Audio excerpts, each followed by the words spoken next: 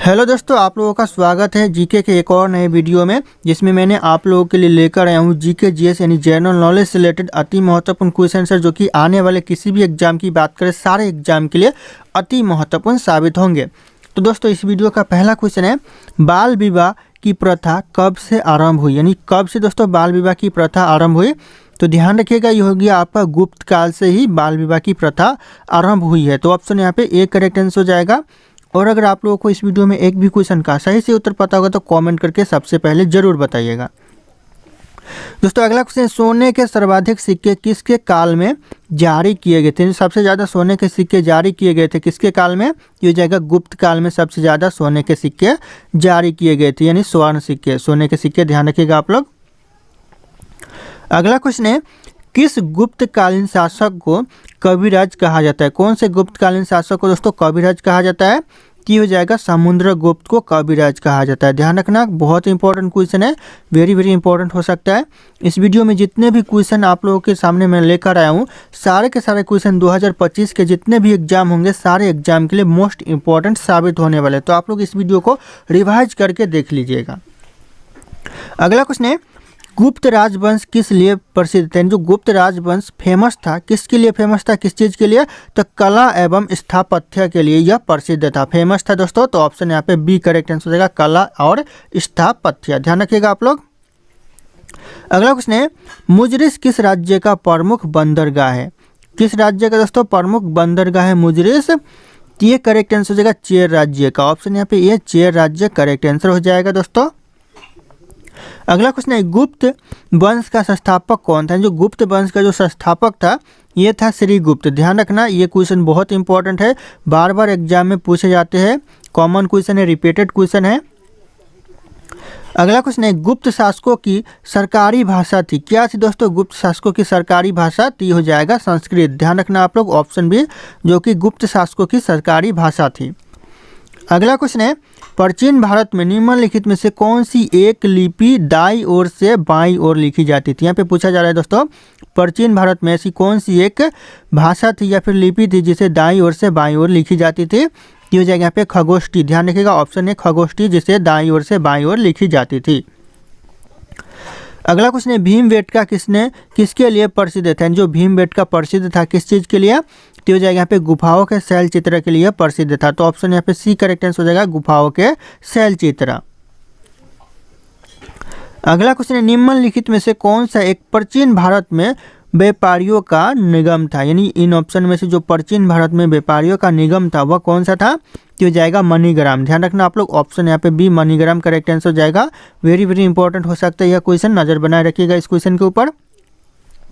अगला क्वेश्चन है, मानव द्वारा सर्वप्रथम प्रयुक्त अनाज, यानी मानव ने सबसे पहले कौन से अनाज का उपयोग किया था, तो ये करेक्ट आंसर हो जाएगा चावल का सबसे पहले मानव ने उपयोग किया था। तो ध्यान रखिएगा, ऑप्शन यहाँ पे ए करेक्ट आंसर हो जाएगा चावल। अगला क्वेश्चन है, गुजरों को किस शासक ने पराजित किया था। जो गुजरों को पराजित किया था कौन से शासक ने, तो जाएगा हर्षवर्धन ने पराजित किया था गुजरों को। ऑप्शन यहाँ पे बी करेक्ट आंसर हो जाएगा, ध्यान रखिएगा आप लोग। अगला क्वेश्चन है, गौतम बुद्ध द्वारा भिक्षुणी संघ की स्थापना कहाँ की गई थी। जो गौतम बुद्ध के द्वारा दोस्तों भिक्षुणी संघ की स्थापना की गई थी, कहाँ पर, यह किया गया था कपिलवस्तु में। ऑप्शन यहाँ पे बी कपिलवस्तु करेक्ट आंसर हो जाएगा। क्वेश्चन इंपॉर्टेंट है, ध्यान रखिएगा आप लोग। अगला क्वेश्चन है, गौतम बुद्ध ने अपना प्रथम उपदेश कहाँ दिए थे। गौतम बुद्ध ने अपना प्रथम उपदेश दिए थे सारनाथ में, ध्यान रखिएगा सारनाथ। और आप लोगों से एक रिक्वेस्ट है, चैनल को अभी तक सब्सक्राइब नहीं किया होगा तो कर लीजिएगा सब्सक्राइब, और वीडियो को एक लाइक भी जरूर कर दीजिएगा। दोस्तों, अगला क्वेश्चन है, बौद्ध धर्म एवं जैन धर्म दोनों के उपदेश किसके शासनकाल में दिए गए थे। यानी दोनों को जो उपदेश दिए गए या फिर दोनों ने उपदेश दिए थे किसके शासनकाल में, तो ये दिए थे बिंबिसार के शासनकाल में। ऑप्शन यहाँ पे डी बिंबिसार करेक्ट आंसर हो जाएगा। अगला क्वेश्चन है, महावीर की मृत्यु कहाँ हुई थी। जो महावीर की मृत्यु हुई थी कहाँ पर, तो ये हुई थी पावापुरी में। ऑप्शन यहाँ पे बी पावापुरी करेक्ट आंसर हो जाएगा, ध्यान रखना, बहुत इंपॉर्टेंट है। और इनका जो जन्म हुआ था, मृत्यु हुआ था पावापुरी में, और जन्म कहाँ पर हुआ था, तो कुंडग्राम में हुआ था। ध्यान रखिएगा, ऑप्शन में कुंडग्राम दिया हुआ नहीं है, लेकिन मैं आप लोगों को बता दे रहा हूँ कि कुंडग्राम में इनका जन्म हुआ था और मृत्यु हुआ था पावापुरी में। अगला क्वेश्चन है, सिद्धार्थ को ज्ञान की प्राप्ति कहाँ हुई थी। सिद्धार्थ को जो ज्ञान की प्राप्ति हुई थी वो हुई थी गया में। ऑप्शन यहाँ पे बी करेक्ट आंसर हो जाएगा, गया। ध्यान रखना आप लोग। अगला क्वेश्चन है, भागवत संप्रदाय के विकास में किसका योगदान अत्यधिक था, यानी सबसे ज़्यादा दोस्तों भागवत संप्रदाय के विकास में योगदान था किसका सबसे ज़्यादा था, तो ये हो जाएगा आपका हिंदू यूनानी का था। ऑप्शन यहाँ पे ये हिंदू यूनानी करेक्ट आंसर हो जाएगा। अगला क्वेश्चन है, महात्मा बुद्ध किस क्षत्रिय कुल से थे, कौन से क्षत्रिय कुल से थे दोस्तों महात्मा बुद्ध, तो हो जाएगा यहाँ पे शाक्य क्षत्रिय कुल से थे। ऑप्शन यहाँ पे सी शाक्य करेक्ट आंसर हो जाएगा। अगला क्वेश्चन है, निम्नलिखित में से प्राचीनतम राजवंश कौन सा था, यानी सबसे पुराना राजवंश दोस्तों कौन सा था इन ऑप्शन में से, तो हो जाएगा मौर्य राजवंश जो कि सबसे प्राचीनतम सबसे पुराना राजवंश था, ध्यान रखना आप लोग। अगला क्वेश्चन आ रहा है, मौर्य साम्राज्य की स्थापना किसने की थी, जो मौर्य साम्राज्य की स्थापना की थी यह किया था चंद्रगुप्त मौर्य ने, चंद्रगुप्त मौर्य। ऑप्शन यहाँ पे ए करेक्ट आंसर हो जाएगा।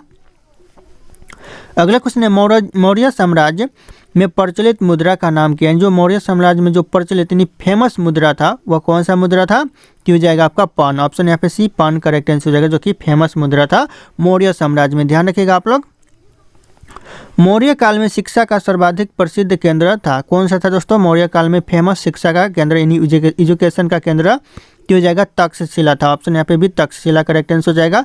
और ये क्वेश्चन बहुत इंपॉर्टेंट हो सकता है, वेरी इंपॉर्टेंट हो सकता है, आप लोग इस क्वेश्चन के ऊपर नज़र बना रखिएगा 2025 के किसी भी एग्जाम के लिए। अगला क्वेश्चन है, सांची का स्तूप किसने बनवाया था, जो सांची का स्तूप बनवाया था यह बनवाया था अशोक ने, ध्यान रखना आप लोग अशोक। ऑप्शन यहाँ पे सी करेक्ट आंसर हो जाएगा। अगला क्वेश्चन है, श्रीनगर की स्थापना किस मौर्य शासक ने की थी, श्रीनगर की स्थापना की थी कौन से मौर्य शासक ने, तो ये अशोक ने किया था। ऑप्शन यहाँ पे सी अशोक करेक्ट आंसर हो जाएगा। अगला क्वेश्चन है, कण्व वंश का संस्थापक कौन था, जो कण्व वंश का संस्थापक था कौन था, ये हो जाएगा आपका वसुदेव जो कि कण्व वंश का संस्थापक था। तो ऑप्शन यहाँ पे सी करेक्ट आंसर हो जाएगा वसुदेव। अगला क्वेश्चन आ रहा है, पुरुषपुर निम्नलिखित में से किसका दूसरा नाम, यानी ऑप्शन में दिया गया है ऑप्शन में से किसका दूसरा नाम है पुरुषपुर, तो हो जाएगा यहाँ पे पेशावर का दूसरा नाम पुरुषपुर है। तो ध्यान रखिएगा ऑप्शन यहाँ पे सी करेक्ट आंसर हो जाएगा पेशावर। अगला क्वेश्चन है, चरक किसके राज चिकित्सक थे, जो चरक थे वह किसके राज चिकित्सक थे, तो हो जाएगा यहाँ पे कनिष्क के राज चिकित्सक चरक थे। तो ऑप्शन यहाँ पे डी करेक्ट आंसर हो जाएगा।